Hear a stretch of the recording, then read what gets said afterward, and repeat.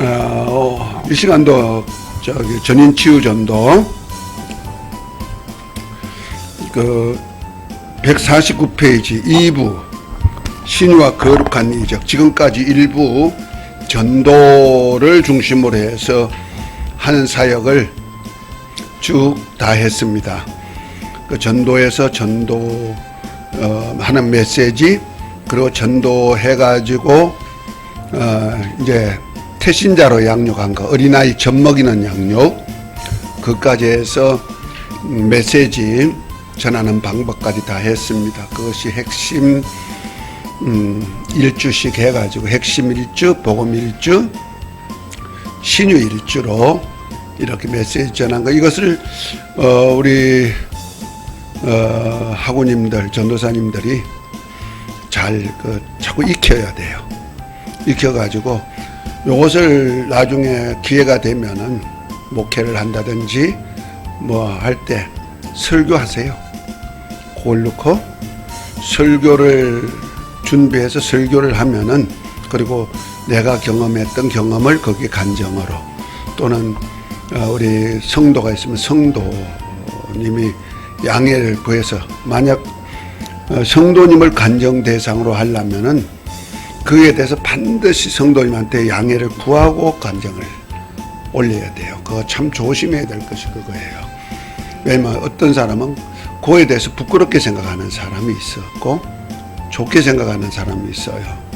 내가 이걸 좀 간정하고 싶은데 되겠습니까? 하고 물어보고 간정해야지, 그걸 엉뚱하게 그냥 내 생각대로 했다가는 어려움이 많이 있을 수가 있어요. 그러니까 내 간정이 가장 정확하고 좋고, 그 다음에 다른 사람을 한다면 될 수 있는 대로 외부 사람들을 간정, 알만한 사람들이 간정 대상으로 해서 간정을 하는 것이 좋다는 거예요. 목회에서 참 많이 어려운 점이 그거예요. 좋은 의도에서 얘기한 것이 그분에게는 어려운, 감추고 싶었던 문제인데, 그것이 또 들통나면 자신의 그 어떤 프라이버시의 문제가 돼서 시험 될 수도 있고요. 아까도 봤지만 시험케 실족게 아니할 수는 없지만 어쨌든 실족하게 하면 화가 있다 그랬으니까, 참 이런 문제들이 참 목회가 어려운 점이 바로 그런 점입니다. 그래서 설교뿐 아니고 서로 대화 속에서도 어느 순간에 내가 한 말이 실족할 수가 있죠. 요즘 그 대통령 후보들이 나와가지고 여기저기 다니면서 전국 유세 들어갔죠. 들어가면서 하신 말씀들을 보면은 어떤 때는 저 인격자 분이 얘기하는 것과 또 우리 국회의원이다 뭐 또 나라의 지도자급에 있는 사람이 SNS를 통해서 하는 말들을 보면은 참 조리 있게 잘하시는 분들도 계시지만 참 황당한 얘기들을 많이 하시는 분들을 보는데, 어떤 때는 막 인신공격으로 많이 들어가니까 그런 것을 듣는 사람이 실족지 않을까. 믿음 안에 같으면 실족하지, 세상은 그냥 넘어갈 수가 있는 얘기요. 그러지만은 참 말이란 것이, 글이란 것이 어떤 인생을 살리기도 하고 죽이기도 할 수 있는 거다. 그런 차원에서 우리가 신유 사역을 한다든지 말씀 사역은 참 어렵다. 그래서 전도해가지고 온 그 태신자는 아니고 이제 어린아이 신자죠. 그 전도해서 교회 오기 전까지의 그 어린아이 아주 갓난아기 신앙자에게 말 한마디 뚝 잘못했다가는 어려움이 있을 수가 있다 하는 거죠. 이해가 되셨죠? 그래서 거기서 만약 치료하신 걸 간정하고 싶어도 본인이 간정하지 말고, 응답받은 간정도 강사가 하지 마시고 본인이 하게, 만약 본인이 할 수 있으면 본인이 이렇게 내가 이랬는데 이렇게 해서 그 시간을 한번 갖는 것도 괜찮고요. 서로 차나 한잔 하시면 차 한잔 하시면서 대화할 수 있는 속에서 해도 능히할 수 있는 일이고 1대1은 괜찮은데 혹시 옆에 이웃이 와 있다 할 때는 더 조심스럽게 해줘야 됩니다. 그 인격 문제가 있어서 그렇습니다. 그 다음에 2부 들어갑니다. 신유와 거룩한 이적 한번 보겠습니다. 왜 안 껐어?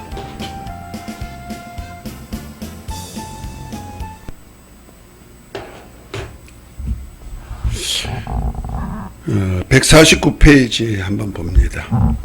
하나님께서 창세전에 그의 나라를 세워서 만유 안에 만유와 함께 영화로우실 뜻을 정하시고 아들을 후사로 삼아 모든 세계를 창조하시고 모든 원수를 멸하시고 나라를 아버지 하나님께 바쳐 드릴 때까지 대주제로서 높은 곳의 위엄의 우편에 앉아 왕노릇하게 하셨습니다. 또한 하나님께서 그 나라의 주역으로 인간을 택하시고 그리스도 안에서 하늘에 속한 신령한 복을 주시되 하나님의 아들들이 되는 은혜와 권세를 주어서 예수 그리스도와 함께 후사의 사역에 동력함으로 예수 그리스도와 같이 영광에 이르게 할 뜻을 정하셨습니다. 이를 위해 하나님 아들 예수님께서 인자로 성육신하셨고 고난의 종으로 오셔서 모든 사람을 위해 죽음을 맛보시고 많은 아들들을 이끌어 영광에 들어게 하실 뜻을 이루시게 하셨습니다. 이 과정에서 하나님의 뜻을 방해하는 마귀를 멸하고 마귀에게 죽기를 무서워하여 종살이 하는 아브라함의 자손 곧 하나님이 보내신 자 예수 그리스도를 믿는 자를 구원하여 영생하게 하십니다. 그래서 누구든지 하나님 아들 예수님을 예수 그리스도를 믿는 자마다 멸망치 않고 영생하게 하시며 물과 성령으로 하나님의 아들로서 아들들로 거듭나게 하시고 하나님의 아들 예수 그리스도와 함께 하나님의 후사의 영광을 이루게 하셨습니다. 그리고 그의 택하신 백성들에게 하늘에 속한 신령한 복을 가르치시고 천국 복음을 전하시며 모든 병과 모든 약한 것을 고치신 사역을 하신 주 예수님과 같은 사역을 할 권리를 주셨습니다. 그래서 요한복음 14장 12절부터 13절에 보면은 너희가 내가 한 일도 하며 이보다 더 큰 일도 하리니 내가 아버지께로 감이라. 너희가 내 이름으로 무엇을 구하든지 내가 시행하리니 이는 아버지께서 아들이 나의 아버지가 영광을 얻으시고자 하심이라 하시면서 너희가 내 이름으로 무엇을 구하든지 내가 시행하리라. 다시 한번 약속한 약속이 있는데요. 결과적으로 우리를 주님과 같은 모습으로 살게 하셨고 같은 모습으로 창조하셨고 또 하나님 아들 예수님의 영어로 거듭나게 하셨고 예수님의 모습을 닮도록 성령께서 진리 가운데로 인도하여서 예수님이 하시는 일을 함께하는 동력자로 만드셨단 말이에요. 그래서 주님과 같은 영화에 이를 수 있도록 저와 여러분들 택했다. 이거는 참 그냥 이렇게 내가 얘기를 하지만은 하나님이 누구신지 내가 누군지를 안다면은 이 과정 하나 설명은 너무너무 눈물겨벗고 너무 황송하고 너무 기쁘고 너무 감사할 수 있는 얘기밖에 안 된단 말이에요. 그분은 영이시면서 또 대주제가 되시잖아요.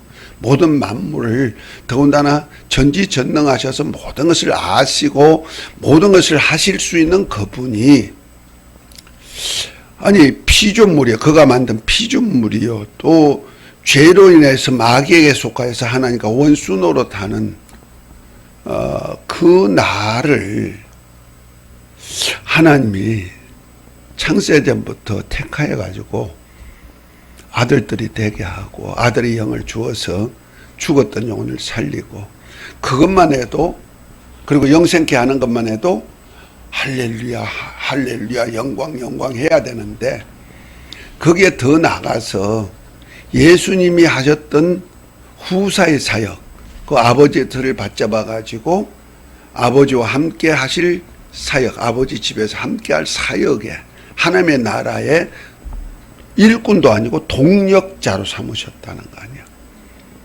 그래서 주님이 우리 안에, 우리가 주님 안에 들어서 한 몸이 돼 가지고 뭐합니까? 마치 라우디가 교회 같이 그냥 내가 밖에서 문을 열면 내가 들어가서 너희를 더불어 먹고 나는 너로 더불어 먹고 너는 나로 더불어 먹고 살리라. 이렇게 한 같이 주님과 함께 막 동거동락하면서 사는 자가 되었다.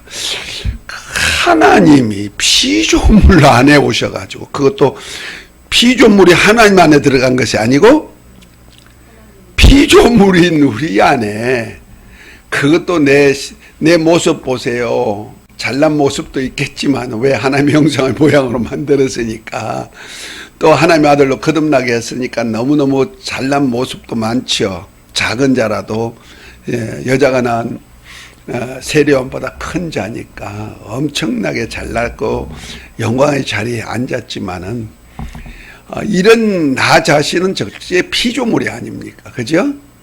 그런데 나를 창조하시고 만유를 주관하신 그분이 내 안에 와 계시다. 영어로 이게 상상이나 되는 얘기냐 이 말이야. 그런데 그분이 내 안에 계신 이유가 뭐냐?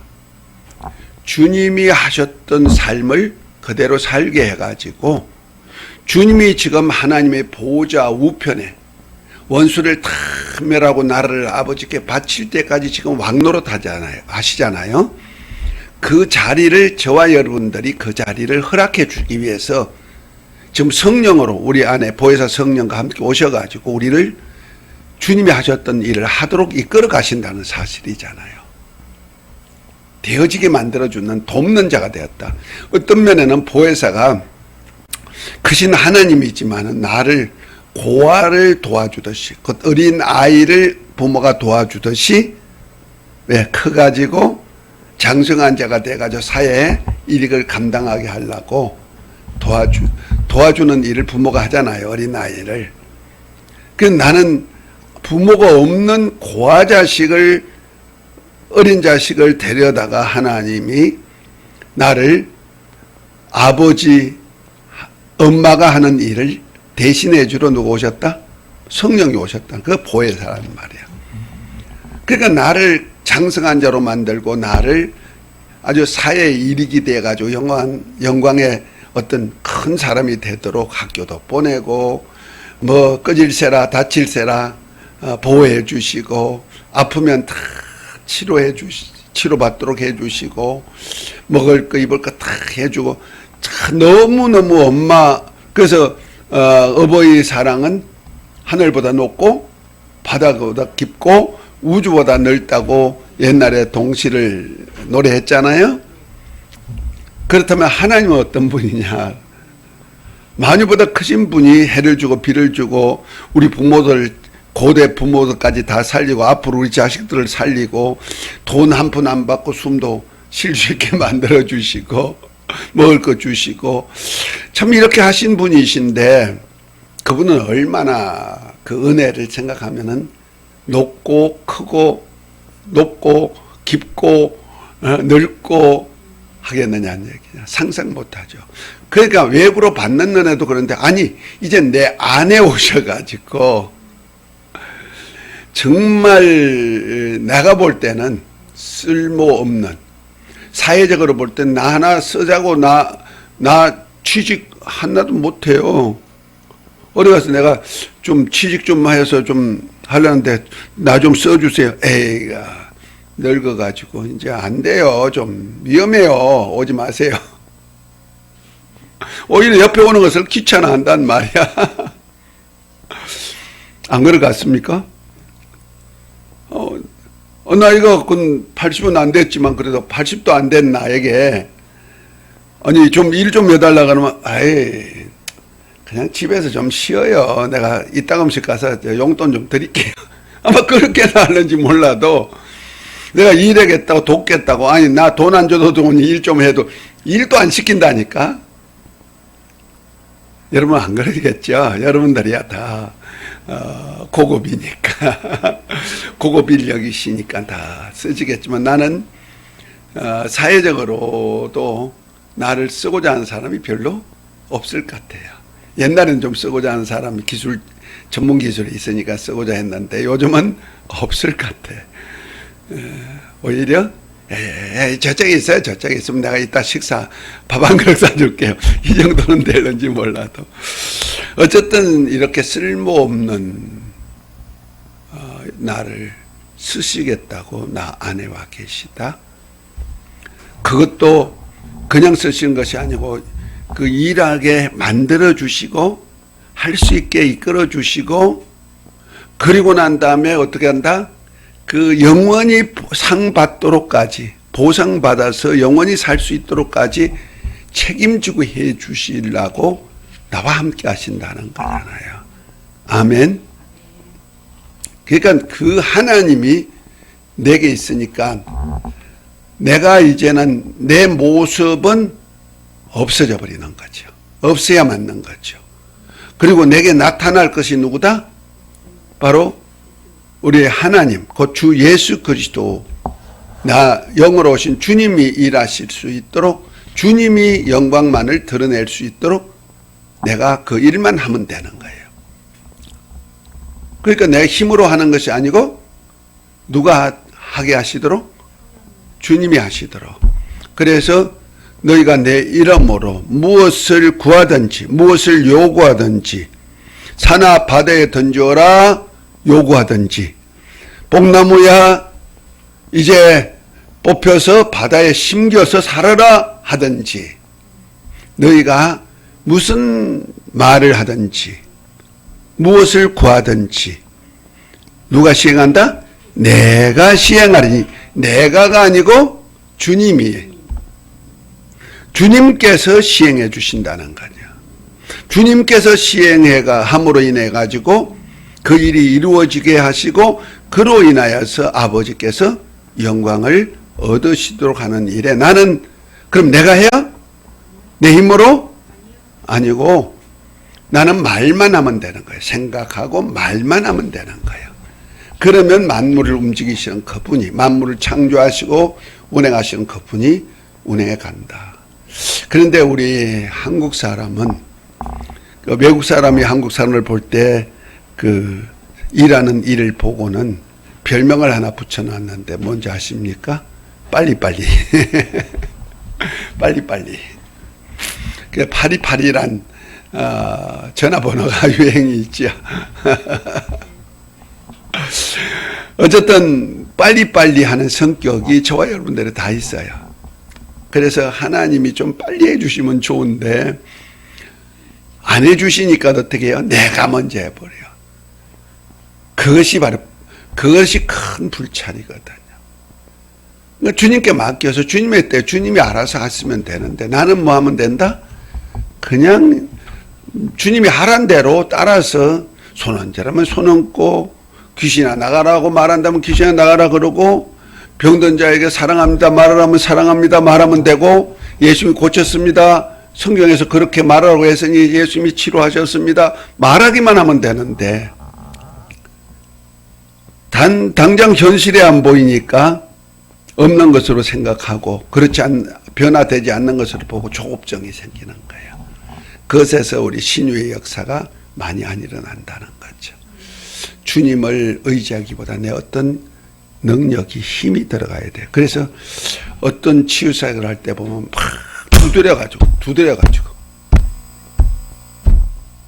두드리지 마세요. 그거 하다가 우리 그 처고모 사모님이셨는데 그만 이사역 하다가 감옥에 한 몇 천만 원 변상하고 감옥에 몇 년 사셨어. 고칠 때는 괜찮은데 잘못해가 사고 나니까 그거 다 뒤집어 써버리더만. 잘못은 아니지. 죽어갈 사람을 갖다가 고친다고 두드렸으니까 죽어갈 사람 빨리 죽었는데 두드려서 죽였다 이렇게 한 거지. 그러니까 주님이 말씀을 보내서 치료한 이유. 그냥 손만 얹어. 두드렸어? 두드렸어? 손 얹었어. 그리고 어떤 사람은 어떤 막 다른 어떤 도구 가지고 막 이렇게 하는 사람들도 있어요. 그런 건 참 위험합니다. 치유사역에서. 그래서 저와 여러분들은 주님이 하신 것 같이 해서 주님이 하신 일은 주님 스스로 하신 일이다. 주님에게 나사렛 예수, 아버지께서 나사렛 예수에게 성령과 능력을 기름 부어서 그 일을 하게 하셨는데 주님이 아버지가 함께 하셔서 하나님이 저와 함께 하셔서 합니다. 그러니까 예수님이 아버지 안에 아버지께서 예수님 안에서 함께 동력한 사역이 이런 치유 사역같이 이적생하는 사역이거든. 그런 사역을 저와 여러분에게 하시게 하시려고 주님이 우리를 피로 사서 주의 몸이 되게 만들고 우리 안에 오셔서 주님이 피로 산 몸을 성전 삼고 오셔가지고 아버지와 함께 사역하신단 말이야. 그 아버지 사역을 주님께서 나타내신 나를 통해서 주님이 하신 일을 나타내가자. 내 안에 계신 아버지로 또 영원히 영광 받으실 아버지로 영광 돌리는 생활을 하게 한다. 이것이 신유, 거룩한 신유예요. 그것이 거룩한 신유로 통해서 나타나는 이적, 치유의 사건이라든지 이런 것이 나타나는 거예요. 그래서 우리가 신앙생활 하는데 이런 것을 좀 알고 내가 받은 영광이 얼마나 크고 지금 내가 누군지를 알아야 되죠. 어떤 사람이 벤치에 누워가지고 하늘만 쳐다보고 있다가 잠이 스르륵 들었는데 옛날 우리나라에는 통행금지가 있었죠. 유럽 쪽에도 통행금지가 있었던 것 같아요. 옛날에. 그래서 경찰관이 있다가 공원에 벤치에 하늘을 쳐다보고 생각하며 있다가 잠들었던 그 사람한테 여보시오 일어나시오 당신 누구요? 그랬단 말이야. 그랬더니 이 양반이 보시지 일어나죠. 글쎄요 내가 누구죠?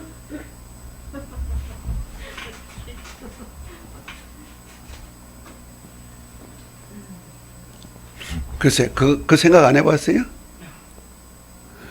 잠결에 그냥 벌떡 일어나면 여기 어디지? 그 내가 누구지? 근데 그 사람이 누구냐면 철학가, 인생 철학가. 내가 이름을 잊어먹었네. 스폴전? 아니야 철학가. 스폴전은 말씀 전하는 사람이죠. 그 철학가가 자기 인생이 무엇일까? 어디로 와서 어디로 갈까? 철학은요, 인생론을 하지만은 어디서 와서 어디로 갔는지 내가 누군지 정체성을 발견하려고 아무리 노력해도 모르는 것이 철학이거든. 그 세상의 초등학문이란 말이야. 그런데 우리 성경에는 내가 어디서부터 나왔고 어디로 가고 그 다음에 내가 살아야 될 목적에 대해서 분명히 알고 내가 할 일을 분명히 제시해 주고 있다는 거 아니야. 그러니까 성경을 모르는 세상 사람들은 자기 인생을 어디서 와서 어디로 가는지 또 내가 누군지 아무도 모른다는 거죠. 그저 밥 먹고 살다가 죽었어. 태어나서 밥 먹고 살다가 죽었어. 그밖에 없죠. 어떤 분이 좀 잘 사는 분이 돌아가셨는데 학자한테 와가지고 자식들이 우리 아버지 묘비 글을 좀 써주세요 하니까 이 학자가 좀 높으신 분이 당신 아버지 무슨 일을 했어요? 그랬더니 글쎄요 태어나셔가지고 살면서 이렇게 부자 되어가지고 살다가 그냥 돌아가셨어요. 그래서 그 모비에다가 그분이 쓰기를 뭐랍니까? 태어나 살다가 죽었다. 태어나 먹다 죽었다. 태어나서 먹다가 죽었다. 그랬었다는 거 아니야? 지금 살라고 먹어요? 먹기 위해서 살아요? 글쎄, 이것도 맞는 것 같고 저것도 맞는 것 같죠?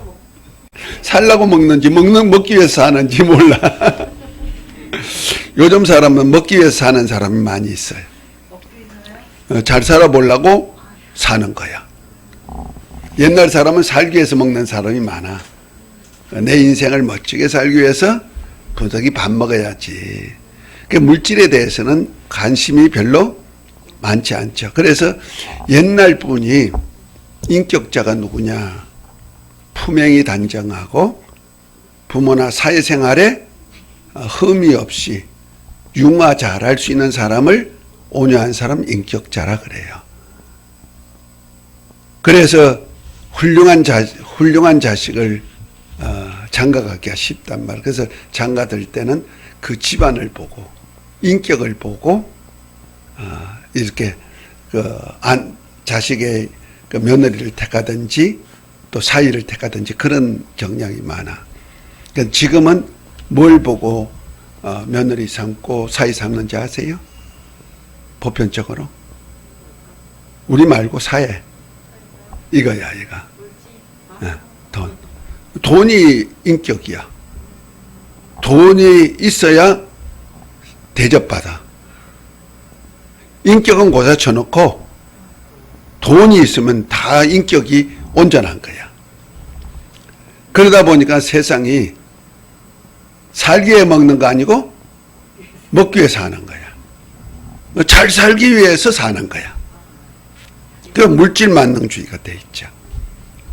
그러니까 인격에 대해서 사람에 대해서 존엄성이 없고 어르신에 대한 존엄성이 없고 이웃과의 관계 도리가 없고 그 모든 도리는 무엇과 연결된다? 물질과 연결된다. 그래서 부모 자식 간에도 물질 문제 때문에 살고 죽고 형제 간에도 그렇고 이웃과의 관계는 물론이고 이런 것이 있어요. 아무리 인격이 반듯해도 물질 없으면 그거는 나쁜 악질이야. 그렇게 취급하고 있다는 거죠. 어쨌든 이런 차원에서 우리는 그 치유사역에 여러 가지 생각하면서 하는데 하나님은 인간을 얼마나 귀하게 생각하는지 아니 그걸 알아야 전도하고 그 영혼 하나 구원과 함께 치유사역도 같이 들어가는 거예요. 이 몸 하나가 얼마나 기종한테 예수님이 피로 사셨다잖아. 예수님의 피가 뭐예요? 피는 생명이잖아요. 예수님의 생명을 주고 우리를 샀다는 거예요. 자, 한번 봅시다.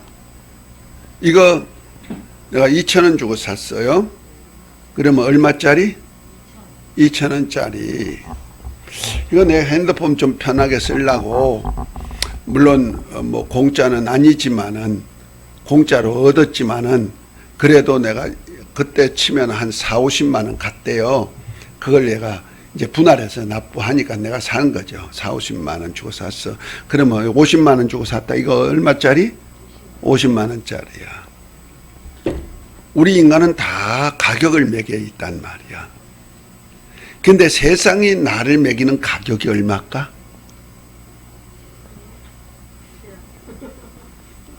내가 지금 죽는다. 세상이 나한테 보상할까? 안 하죠. 오히려 세상에 나에게 덧입혀주죠. 장례비. 자식들이. 그죠? 그 장례비 하나 가지고 나는 받아가지고 가는 거야. 아, 값이 참 저렴하다. 그나마 살았을 때는 기술이 있고 혹은 재능이 뛰어난 사람은 조금 더 받죠. 그 사람이 죽으면 만약 사고소로 죽었다. 그러면 그에 대한 보상이 나오죠. 그가 번 값에 의해서 이제 계산해 가지고 이제 보상이 나오죠. 죄송한 얘기인데 아이들이 놀러 가다가 배사고로 죽었어. 그 세월호 사건. 그 아이들 몸값이 얼마인 줄 아세요? 얼마인지 모르지만은 나는 몇 억이 된다고 봐요. 그리고 지금도 기념해 주지요. 의인은 아닌데 의인의 반열까지 올리려고 노력하죠. 그런데 같은 배를 타고 있는데도 선생님들이 있어. 아이들 돌보는 선생님들. 그리고 일반인들도 있어. 그죠? 배 타고 제주도 가는 거니까 일반인들도 있어. 그들의 몸값은 얼마일까? 몇 억 됐을까? 아니죠.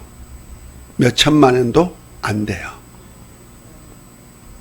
더더군다나 우리 천안함 사건, 국방을 지키고 우리 생명을 보호하고 우리나라 재산을 보호하는 국방 의무를 하던 군인들이 그 지뢰로 인해, 이북에 쏜 기뢰로 인해 가지고 두동강이 났잖아요. 나 천안함 그 폭파된 그 반쪽된 배 보러 갔는데 참 처참하게 두동강이 났더만요.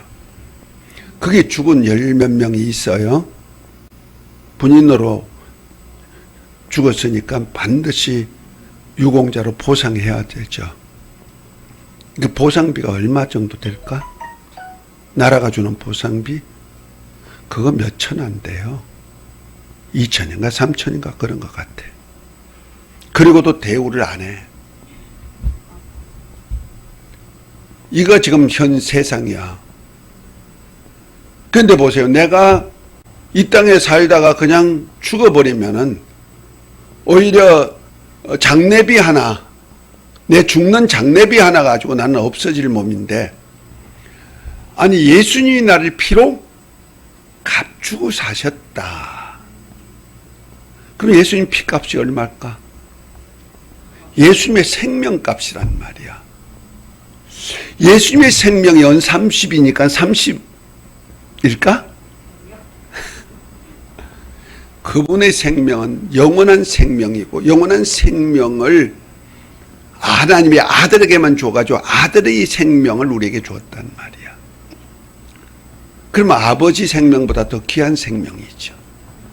부모는 자기 자식이 자기보다 귀하다고 생각하는 거예요. 그 생명을 주셨다는. 그래서 아들을 주신 하나님이 아들과 함께 모든 것을 은사로 주지 아니하시겠느냐. 이래야 전도할 맛이 나고 내가 무엇인지 내 존재성을 가치를 알게 되고, 내 값이 얼마다? 예수님 값이야. 예수님 값. 그 뭐야? 영원한 생명 값이요.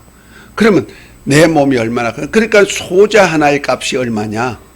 영원한 생명 값이란 말이야. 그래서 전도한 사람이 그 전도자 금방 갓 태어난 아이 영혼이, 아이가 얼마나 값이 귀한가를 알아야, 부모가, 요즘 부모들 보면 태어나가지고 길거리에 버리기도 하고 시궁창에 버리기도 하는 부모가 있지만은 그나마 아직까지 부모님들은 자기 낳은 자식을 돌보고 아끼고 그러잖아요. 얼마나 그냥 그래요. 그런데 어떤 부모는 그냥 때리고 학대해가지고 죽이는 부모도 있고, 참 그런 소리를 들을 때는 참 사상이 악하다.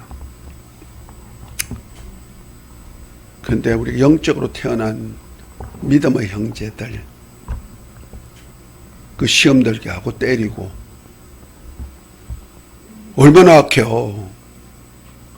그래서 너가 혹시 때려가지고, 손이 때려가지고 실족했다면 손목 잘라버려라.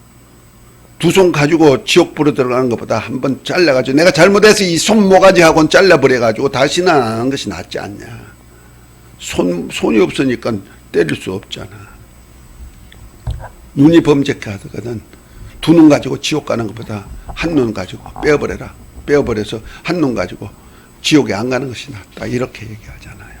그러니까 우리가 이런 소리 들을 때 내게 맡긴 영혼 하나가 얼마나 귀중한가.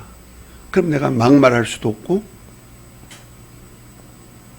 내 자식 같으면 그냥 막 할 수도 있겠는데, 그러면 내 자식은 또 그렇게 합니까? 때려놓고 같이 붙들고 울지 뭐. 자, 이런 마음이 없다면 내가 누구고 내게 나와 똑같은 사랑을 받은 하나님의 사랑을 받은 저 영혼이 가치가 얼마고 안다면은 우리는 신앙생활 잘할 수가 있고 이 몸뚱어리 하나도 귀중하게 여길 수가 있고 나만뿐 아니고 내게 붙여준 영혼들 더군다나 나를 성전 삼으려고 이 몸을 피로 사가지고 아버지께 드려서 아버지 소유가 돼 있단 말이야. 할렐루야. 아니 썩어질 내 몸이 아버지 소유로서 쓰시겠다. 소유가 되게 만들어가지고 아버지 하나님이 거하실 수 있는 처소가 됐다는 거 아니야. 하나님의 나라가 됐다는 말이야. 참 이런 거 생각해 보면 참 이건 너무 행복하다. 그래서 범사에 감사할 수밖에 없고 기뻐할 수밖에 없는 거가 여기에 나오는 거예요. 안 하면 아는 만큼 기뻐할 수 있는 거예요. 그저 믿습니다. 주여 줄 줄 믿습니다. 뭐 해야 하게 할 줄 믿습니다. 이거는 종교심이지.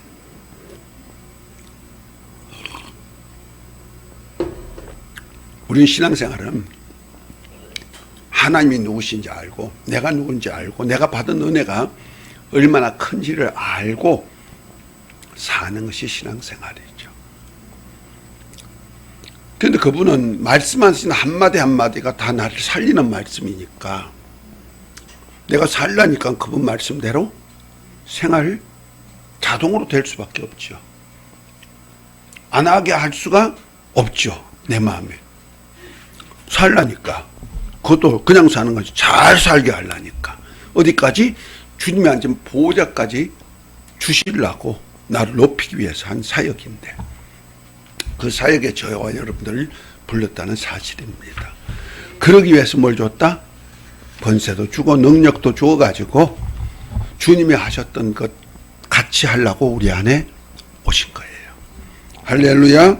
그런 차원에서 149페이지 제일 밑에 세 번째 줄 이를 위해 초림주 예수님께서 제자들을 불러 권능을 주어서 이런 양을 구원하는 전도사역을 하게 하셨고 모든 그리스도인들로 제자로서 동일한 사역을 하도록 가르쳐 지키게 할 것을 명령하셨습니다. 그래서 전도할 것도 지상명령이고 그 다음에 제자 삼아서 주님이 분부한 것을 가르쳐 지키게 할 것도 명령이죠. 그것을 지상명령, 최고 높으신 분의 명령이다. 부모님의 유언보다 더 위대한 분의 유언이 있죠. 자, 그러므로 하나님 아들 예수님을 믿음으로 구원받고 하나님의 아들들이 된 성도는 누구나 이 사역을 할 권리를 가지게 되었고 이 사역을 할 때 주님께서 함께 역사하여서 이적과 기사로 나타내어 말씀을 확증시켜 주십니다. 이를 위해 보혜사 성령이 내주하실 때 성부와 성자께서도 영어로 그 인자는 하늘에 계시지만은 성자이신 그분의 영어로 함께 내주하시고 대주제이신 하나님의 이름 곧 예수 이름을 기업으로 주어서 하늘에 있는 자들인 천사들과 땅에 있는 모든 만물과 땅 아래 있는 마귀와 악령들과 귀신들도 무릎을 꿇어 경배하게 하므로 하나님 아버지께 영광을 돌리게 하십니다. 이를 위해 하나님께서 성령과 권능을 주어서 예수 그리스도의 정인이 되게 하신 것입니다. 그러므로 천국 복음을 전하며 예배하신 영혼을 구원하는 사역을 하는 전도자에게는 주님께서 함께 역사하여 따르는 표적으로 확정해 주십니다. 예수님이 나사렛 예수님이 능력이 있어 이적으로 행한 거 아니에요. 하나님 아버지께서 그에게 성령과 능력을 기름 부어서 하나님이 함께 하셔서 하신 사역이니까 그 일을 하려고 성령으로 우리에게 함께 하셔가지고 이제 그 일을 함께 하도록 하는 겁니다. 할렐루야. 주님이 하셨던 일 그대로 하게 하시려고 지금 우리 안에 계시는 거예요. 자, 하나님께서 주신 권능을 가지고 주님께서 함께하여 사역하시고자 하는 사역에 필요한 이론적인 것을 2부에서 첨부했습니다.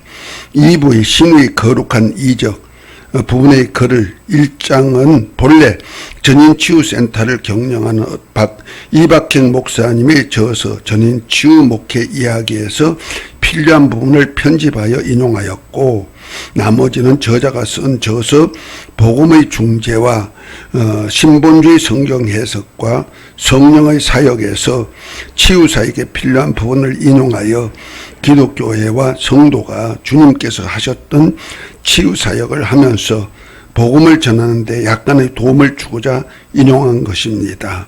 이를 통해 전인치유사역을 하기에 많이 미흡합니다.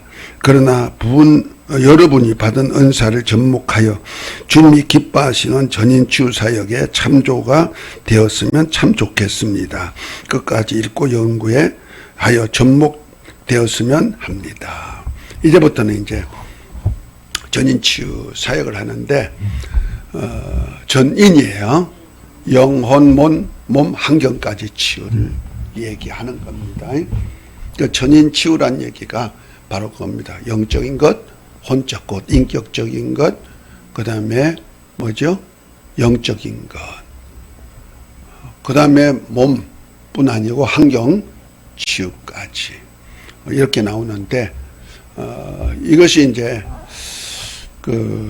나만의 글이 아니고, 여기도 소개했지만은, 전라남도 보성에 가면은 전인치유센터 이박행 목사가 있어요. 그분이 미국에서 의대, 어느 의대인가, 하버드인가, 그 의대, 암이나 뭐 이런 병을 치료하는 그 일에 하는 그 박사님 한 분 계셔. 김 무슨 장로님인데, 김영기 아니고 어떤 장로님인데, 그 목사님과 관계하면서 그 전인치유사 사역을 하는데 자료를 많이 제공해 주었어요. 그래서 그분이 그런 자료를 가지고 있는 것을 나한테 좀 내가 책을 사서 보면서 거기에서 좀 자연치유에 대해서, 그 하나님의 치유에 대해서 이런 것들, 그리고 내가 또한 자연치유를 연구하면서 배웠던 답석한 것, 그 다음에 하나님의 능력 사역 했던 것, 성경을 통하여서 했던 것, 이런 것들을 다 중심으로 해가지고 이렇게 마지막 부분을 꾸몄습니다. 이거 짧은 거지만은 굉장히 이제 우리 실천 신학 하는데 중요한 부분이 되겠습니다. 할렐루야. 자, 그런 차원에서 1장 치유 목회의 필요성, 그거 한번 읽어 보십시다. 교회에서 치유 세미나를 하면서 몸이 불편하신 분들 손을 들어보세요 하면 대부분 성도들이 고통을 호소하는 것을 봅니다. 성인병은 이제 나이 든 사람만의 전유물이 아닌 것을 봅니다. 성인병은 젊은 세대로 빠르게 전파되어 우리나라 전체 사망자 가운데 35세에서 45세 젊은 남성들의 성인병 사망률이 세계 1위라고 합니다. 특히 암은 한 해에 6만 4천 명의 사망자와 11만 명 이상의 발병자를 낳는 질병으로 이미 국가적 재난이 되어 있는 실정입니다. 또한 뇌졸중이나 심장병과 같은 관상동맥 질환도 점점 증가하여 심지어는 암보다도 더 빠르게 증가하고 있는 추세입니다. 그래서 이대로 간다면 앞으로 수년 내에 심장병 사망률이 암을 앞설 듯합니다. 더욱 심각한 것은 당뇨병입니다. 최근 통계에 의하면 우리나라 인구 중 당뇨병 증세를 가진 사람은 소아 당뇨를 포함해서 약 500만 명에 이르며 매년 약 5만 명씩 증가한다고 합니다. 특히 위협적으로 다가오는 것은 인스턴트 식품이 아이들의 입맛을 사로잡고 있는 현재 우리 아이들의 건강에 이상 징후들이 포착되고 있다는 점입니다. 당뇨, 지방간, 알레르기 등 각종 질병 앞에 소아라는 수식어가 붙어도 전혀 어색하지 않은지 이미 오래고 비만과 함께 선인병에 해당하는 고지혈증, 고혈압 등 한 종류 이상의 질환이 70% 이상을 차지한다고 하니 현세가 질병공화국을 연상할 수 있습니다. 네, 질병공화국이다. 그 어느 집에 아프지 않는 사람이 하나도 없다. 저도 나이가 드니까 있어요. 젊을 때는 별로 아파본 적이 없는 것 같아. 제가 그래서 통조림이라나? 복숭아 통조림. 그걸 굉장히 좋아해요. 옛날에. 그거 먹고 싶어가지고 어릴 때, 좀 아파봤으면 좋겠다. 하도 안 아프니까. 어릴 때부터 그 해변에서 이제 우리 아버님 갖고 배를 타고 또 이런 하면서 몸에 훈련도 많이 됐고 건강을 많이 회복해 준 것 같아. 근육도 살아나고 이래가지고 그랬는지 아파보지 않는 거야. 그 좀 아프면은 그냥 하룻밤 반짝 아팠다가 나면 끝나버리는 거니까 병원에 입원할 시간이 없죠. 입원해야 그래도 누가 그때도 문병 올 때 그냥 빈손으로 안 오거든요. 그러니까 보통 옛날에는 뭐 꽃 같은 거 안 가져와. 하다 뭐 음료 아니면은 제일 흔한 것이 빨리 회복되라고 달콤한 그 복숭아 통조림을 많이 가져왔어요. 그런데 그거 먹어보니 엄청 맛있어요. 그래서 그거 먹고 싶어서 나도 좀 아파봤으면. 지금도요 그거 먹어요. 그거 좋아해. 요번에 코로나 그 격리할 때 보니까 그거 반드시 오더라고요. 그래서 그거 아이들은 지금 안 먹지만 나는 너무 좋아하는 거야. 그런데 이 아파보고 싶어도 아프지 않으니까 그런 생각도 해봤는데, 우리가 이제는 그 늙어서 온 병들이 늙은 노인병, 노인 질환이 당뇨, 고혈압, 고지혈증, 암 이런 것들이 이제 순환 장애로부터 오는 거니까 이런 것이 노인성 질환으로 생각했단 말이에요. 우리 어릴 때만 해도. 그런데 요즘은 아이들까지 온단 말이야. 아이들 당뇨 많습니다. 고지혈증도 많고요. 아이들 암도 있죠. 백혈병 같은 건 참 무섭습니다. 이제는 어린 나이 노인이 없어요. 우리나라는 젊은 세대들이 더 많이 걸린다. 추세가. 그러니까 이거는 뭐 우리나라가 뭐 말할 수 없는 그 환자들 투성이다. 우리나라만 그럴까? 세계가 다 그렇거든. 그래서 그 영양소를 개발해 가지고 판매하는 그 건강식품 하는 회사들이 돈 버는 이유가 다 그거 있죠. 그것도 좀 중요하죠. 왜냐면은 자연 치유에는 절대로 그 영양소가 고갈되면 안 되니까. 그것 때문에 온 병들이 많거든. 인체니까. 그거는 육적인 차원에서 보는 겁니다. 이제는 정말 질병 왕국이다 해도 손색이 없는 그런 세계가 되었습니다. 그런데 우리 주님 뭐하러 오셨다? 죄 용서만 아니고 죄에서 구원만 아니고 우리를 질병에서도 구원해 주러 오셨고, 풍랑 만났을 때도 구원해 주러 오셨고, 먹을 것이 없는데도 만들어 주셔가지고 밥 먹게 해 주셨고, 그 전인 구원이셔요. 영혼뿐 아니고. 그것을 주님의 몸된 교회가 해야 되죠. 그렇죠? 그래서 목회란 것이 차원에서는 그것이 내 일이다 하고 생각해야 된다는 거죠. 그래서 먹을 것이 없는 가난한 자들에게도 좀 손을 펼 수 있어야 되고, 아프신 분들에게도 좀 손을 들어서 치료할 수 있는 능력으로 치료해 줘야 되고, 또 영혼이 갈급한 자들은 영적으로 채워줘야 되고, 또 소망 있는 말씀으로 인격이 막 살아나가지고 막 춤추면서 주의 일하고 기뻐서 사회생활을 할 수 있도록 만들어줘야 되고. 아멘. 교회가 그 일을 해야 되는데 교회 오는 사람을 자꾸 두드리면 되겠어요? 억압시키면 되겠어요? 죄인이다 못하면서. 물론 우리 하나님의 심판도 알려줘야 되고 지옥과 천국도 알려줘야 되지만은 하나님이 주신 은혜가 얼마나 큰지를 알려주면은 자기들이 이렇게 안 하면 지옥 간다는 걸 알면은 이제 천국을 향한 그 믿음이 막 충천해져 가지고 춤춘단 말이야. 그 죄송한 얘기인데 제가 이따금씩 우리 목사님들 모임에 집회할 때 뭐 자주는 안 갑니다만 어떤 목사님은 나보고 목사님 일주일 좀 해줘요 그럽니다. 나 신학교에서 갈 시간 없어요. 저녁 시간만요. 월요일부터 시작해가지고 토요일까지 해달라는 거야. 왜냐면 쭉 이렇게 이어가면 역사가 많이 나타나는 걸 아니까. 그런데 요즘은 이제 부흥회 하면은 여러분들이 다 모여가지고 연합해서 하는 거라 서로 한 타입만 이렇게 세워요.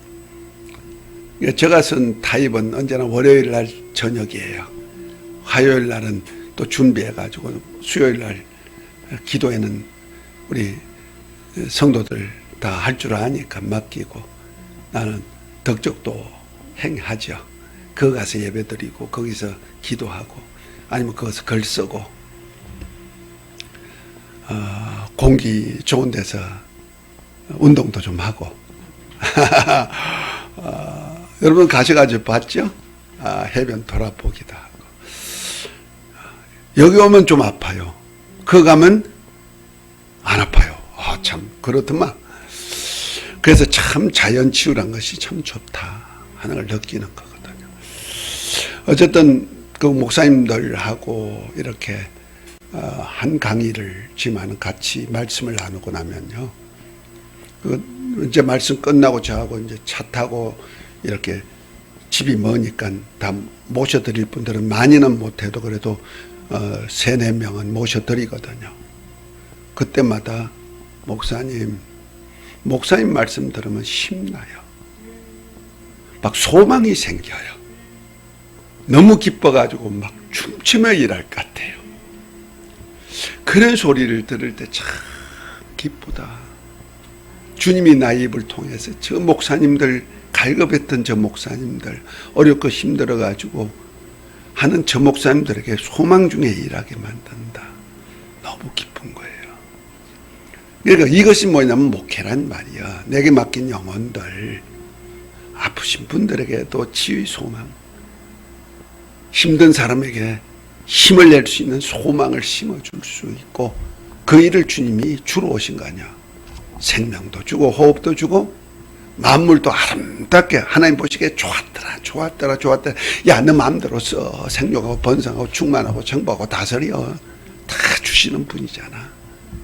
그래서 아버지 나라까지 준다잖아. 아버지 나라 저 새 예루살렘은 눈물도 괴로움도 고통도 죽음도 없을 뿐 아니라 내 눈물도 씻겨주는 그곳 황금 보석 꾸민 집 진주문으로 들어가면은 그저 보좌 앞에서 생명수강이 흘러가지고 철철이 과일나무를 따물 수 있도록 만들어주고 천사들로 동원해서 찬양 경배하게 만들고 그 갔다 오신 분들 그의 꽃들이 만발해 있는데 세상에 볼 수 없는 꽃들로 만발해 있는데 그 향기가 얼마나 좋은지 세상에 처음 맡아보는 향기. 저는 그 향기를 조금 맛봤어요. 어릴 때 제가부터 신앙생활을 하다가 열심히 아이들 전도하고 뭐 이렇게 했습니다만은 옛날에는 그 나무를 하러 왜 땔감 나무밖에 없으니까 석탄도 그때는 안 나올 때 어릴 때 그 시골이니까 도해지는 석탄이 나왔지만 시골은 석탄이 없었거든요. 그러니까 나무하러 몇십 리씩 가가지고 나무 하는데요. 낙엽이 다 지고 나서 이제 나무 뿌리들, 썩은 것들 이렇게 주워가지고 오는 거예요. 그런데 도끼 하나 가지고, 낫 하나 가지고, 지게 지고, 가가지고 나무 하는데 뭔 냄새가 향긋한 냄새가 나는 거야. 이야, 여기 꽃도 없는데 이렇게 너무너무 향기롭다. 너무 좋다. 뭐 아무리 찾아도 꽃이 없는 거야. 우리 꽃이 피해 향이 나잖아요. 그런데 이쪽에서 일하다가 저쪽에 갔는데도 거기서도 똑같은 향기가 나고 여기 가도 향기 나고 하루 종일 향기 나는 거예요. 근데 그 향기를 지금도 그 감미로움을 느끼지 못하지만 그때 좋아했던 그것이 생각나는 거예요. 그래서 인공으로 맡은 향기를 한번 딱 맡으면요 머리가 아파. 그래서 내가 향수 뿌린 사람 옆에는 잘 안 갈라 그래요. 사람들은 그가 뭐 좋은 향기다 뭐 하다면서 다 뿌려야 된다는 거 나는 아주 그거 맡으면 막 머리 아플 정도로 아파. 왜? 옛날에 그 향기 생각이 나는 거야. 너무 감미롭고 막 기쁨이 막 넘칠 같은 그런 향기로 그 속에서 영원히 살 수 있도록 만들어 주려고 하나님 그 향기 맛보게 한 것 같아. 어쨌든 우리가 그 나라를 이루기 위해서 하나님이 우리에게 주신 권능 가지고 뭐하라고? 치유사역하라고. 이 질병천국인 이 세상에 질병은 좋은 것이 아니잖아요. 그래서 가장 좋은 것을 주기 위해서 저와 여러분들을 택하여서 그 사역을 맡겼다는 사실이죠. 특별히 치유에 대한 시대적 요청입니다. 한 번 더 읽어봅니다. 치유에 대한 관심은 인간의 역사와 함께 존재해 왔습니다. 타락한 인간에게 고통과 죽음이라는 징계가 내려졌을 때부터 이 고통에서 구원받고자 하는 열망이 시작되었습니다. 인간은 고통에서 나음, 곧 치유를 위해 왔고 하나님께서는 자기 백성을 치유하는 사역을 행하셨습니다. 그래서 초림주 예수님의 사역과 초대교회에서의 사역의 대부분 치유 사역이었으나 최근 들어는 세상 병원, 의술의 병자를 맡기고 예수님의 몸인 교회에서는 등한시하는 경향이 보편화되었습니다. 그래서 우리는 거의 예수님께서 하셨던 이적이 망각되고 무시되는 시대를 살고 있습니다. 다시 말하면 세상은 과학과 인간, 우위의 인본주의 가치관과 생각들로 제한되고 있고 하나님께서 일하시는 초자연적인 능력은 무시되는 실정입니다. 그 결과로 믿음이란 것이 필요 없게 되고 다만 어느 한순간의 육체의 소욕을 충족시키는 정도에 불과한 얄팍한 생각들로 꽉 차게 되었습니다. 하지만 많은 성도들이 갖은 모양으로 고통당하고 있는 이때에 복음주의 개신교회에서 하나님의 치유 은사를 사용하지 않는다면 타 종교나 사이비 종교 그리고 이단들이 이를 이용하여 교회와 성도들을 공격하고 사단을 찬양하는 데 사용할 것입니다. 한편 많은 사람들은 신체적인 질병, 정서적인 뒤틀림, 영적인 갈등으로 괴로워하고 있습니다. 이들은 자신들의 아픔과 상처에 대해 진정한 치유를 기대하고 있습니다. 이런 시대 흐름 가운데 교회 내부에서도 성령의 새로운 바람이 불고 있습니다. 영적 싸움의 강조, 효과적인 중보 기도 운동, 경배와 찬양을 통한 예배의 갱신, 은사 갱신 운동, 그리고 치유 사역이 강조되고 있습니다. 오늘날과 같이 수많은 사람들이 다양한 종류의 치유를 구하는 시대가 일찍이 없었습니다. 그런 의미에서 치유 목회로서의 전도는 참으로 중요한 부분입니다. 그러나 치유 목회 기능은 성경적인 이론보다 앞설 수 없으며 이론은 실제적 기능이 동반되지 않으면 관념에 머무르고 맙니다. 치유 목회의 이론과 기능은 언제나 성경 말씀을 교과서로 삼고 예수님을 모범으로 삼아야 합니다. 네, 아멘. 수고하셨습니다. 이거 좀 이해하시겠죠? 이제는 그 병원에만 맡기지 말자는 얘기죠. 제가 가장 지금도 속상하는 것이 있다면은 저기 부평 일동에 가면요 성모병원이 있어요.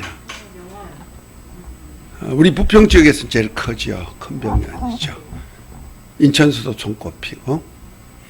근데 성모병원이 내가 이 76년도에 내가 여기 인천에 왔을 때 조그마했어요. 그리고 내가 사업을 했기 때문에 그 경찰대학교가 있었어요. 그 성모병원 뒤편에 경찰학교가 있었어요. 거기 가가지고 내가 공사를, 그 내부 공사를 좀 해준 것이 있어가지고 성모병원에 들어갈 때 조그맣게 했단 말이야. 그런데 내가 목회하면서 거기를 한번 가봐. 와, 어마어마하게 켜졌네. 요즘 가보니까 막 그 일대가 다 성모병원이 돼 있는 거야. 그걸 보면서, 야, 이 환자들이 많으니까 뭔가 그래도 고쳐지니까 그 간 거 아니야. 의술로 해가지고. 세상 과학을 해가. 나 인정하지 않는 건 아닙니다. 다 인정해요. 그거 한다고 죄는 아니니까. 그러나 그것보다 뛰어나신 의술을 가지신 분이 계시다면 예수님이잖아요. 그래서 예수님이 이 땅에 오신 것이 뭡니까? 내가 의사로 왔다는 거야. 의사가 온 것은 뭐냐? 병인을 고치러 왔다 하면서 예수님이 의사인 것을 말씀하고 있죠. 그래서 예수님께 가면 다 치유가 됐어. 전인 치유야. 모든 약한 것과 모든 병을 고쳤다. 모든 약. 지금 뭐 무슨 과 다 있죠. 그 모든 전천후 치유 박사란 말이야. 그 사역을 주님이 하셨고 그걸 주의 몸인 교회, 그리고 교회에 이런 저와 여러분들에게 예수 이름과 말씀 권능 주어가지고 주님이 하셨던 그 치유 사역을 함께 제자들에게 가르쳤고 그 사역을 저와 여러분들에게 지금 하기를 원하시고 계신다는 거죠. 세상 끝날까지 함께 하면서. 그런데 어느 순간에 교회는 그저 영혼 구원하는 데만 있고 뭐 마음의 생각이나 인격이나 이런 건 뭐 고다쳐놓고 그냥 헌신 잘하고 예배당 잘 세우는데 이래 헌신하고 그러면 최고야. 그렇게만 생각하고 있고 아프면 어디 가라? 병원 어디 가라? 어느 병원 가면 뭐 잘하고 어느 병원 뭐 잘하고. 이건 목사님이 병원 선전만 안내하는 안내자 역할을 하고 있다는 거죠. 왜? 여태까지 그 의식 속에서 병원에서 교회는 영혼을 고치는 곳, 영혼 살리는 곳, 이렇게 이분대가 있다는 거예요. 근데 주님은 그거 아니잖아. 영혼뿐 아니고 이 몸도 주님이 사가지고 주님이 쓰시도록 만들어 놨자면 주님의 소유인데 이걸 가지고 세상 병원에다 맡겨? 물론 찢어지고 깨지고 했을 땐 빨리 치료하는 것이 필요해서 가지요. 그러나 고질적인 병은 안 된다는 거죠. 지금도 감기 하나 제대로 못 고치죠. 지금 바이러스 19 지금 어디까지? 오미크론까지 왔잖아요. 알파부터 시작해서 오미크론까지 왔어. 앞으로 더 나을 거예요. 더 변이 일어날 거예요. 그런 것 하나 해결 못하고 있는 과학이란 말이야. 의술이란 말이야. 감기 하나 치료 못하고 있죠. 그래서 날마다 백신 맞으라 그러잖아요. 그러니까 이런 데다가 내 몸을 맡길 거냐 아니면 만병을 치료하는 주님께 맡길 것이냐. 그러니까 병원에서 못한다면 그때서야 아이고 이래도 안 되고 저래도 안 되니까 하나님께 맡겨 볼란다 하고 하나님 고쳐주세요, 주님 고쳐주세요 눈물뿌리 하죠. 그래도 하나님은 궁일이 여기서 어떤 때는 고쳐도 주시지만 때는 늦을 때도 있다는 거죠. 너무 늦게 오면은 주님도 감당 못할 때가 있는 것 같아. 그러니까 죄악이 가난했든지 주님이 손쓸 수 없는 위치까지 오면 주님은 물론 그 중에도 고칠 사람은 고치지만은 보편적으로 그렇지 않는 것 같더라고. 미리 아플 때 주여 나 어디가 아파요. 할 일 있으면 살려주시고 건강하게 해주세요 하면서 일거리를 좀 달라고 구하세요. 일하는 자는 죽지 않죠. 일거리 있으니까 누굽니까? 요나를 바다 밑창까지 넣어가지고 음부까지 내려가게 만들어도 일거리에 있으니까 고기 뱃속에서 살려가지고 일하게 만들다. 주님의 일은 그래요. 그럽시다. 자, 150페이지 제일 마지막 읽겠습니다. 하나님은 목자들이 양을 전체적인 삶에 들어가 문제를 치료하고 영적인 성장을 촉구시키는 성육신적인 목회를 요구하고 있습니다.